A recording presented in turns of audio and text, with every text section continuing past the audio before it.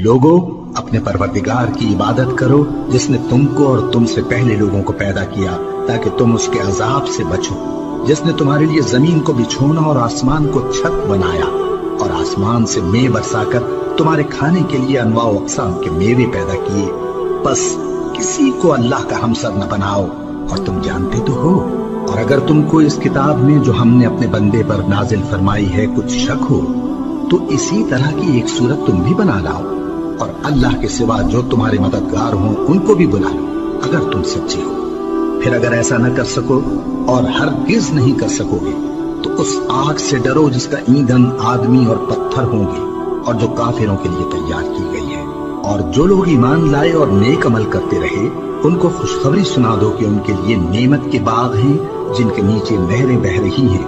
جب انہیں ان میں سے کسی قسم کا میوہ کھانے کو دیا جائے گا تو کہیں گے یہ تو وہی ہے جو ہم کو پہلے دیا گیا تھا،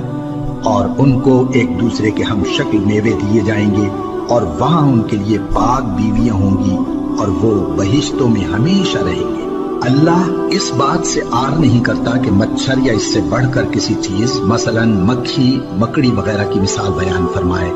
اب جو مومن ہیں وہ یقین کرتے ہیں کہ وہ ان کے پروردگار کی طرف سے سچ ہے، اور جو کافر ہیں وہ کہتے ہیں کہ اس مثال سے اللہ کی مراد ہی کیا ہے۔ اس سے اللہ بہتوں کو گمراہ کرتا ہے اور بہتوں کو ہدایت بخشتا ہے، اور گمراہ بھی کرتا ہے تو نافرمانوں ہی کو، جو اللہ کے اقرار کو مضبوط کرنے کے بعد توڑ دیتے ہیں، اور جس چیز یعنی رشتہ قرابت کے جوڑے رکھنے کا اللہ نے حکم دیا ہے اس کو قطع کیے ڈالتے ہیں اور زمین میں خرابی کرتے ہیں۔ یہی لوگ نقصان اٹھانے والے ہیں۔ کافروں، تم اللہ سے کیوں کر منکر ہو سکتے ہو؟ جس حال میں کہ تم بے جان تھے تو اس نے تم کو جان بخشی،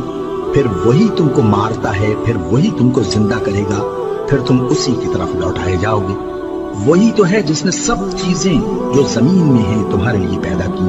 پھر آسمانوں کی طرف متوجہ ہوا تو ان کو ٹھیک ٹھیک 7 آسمان بنا دیا، اور وہ ہر چیز سے خبردار ہے۔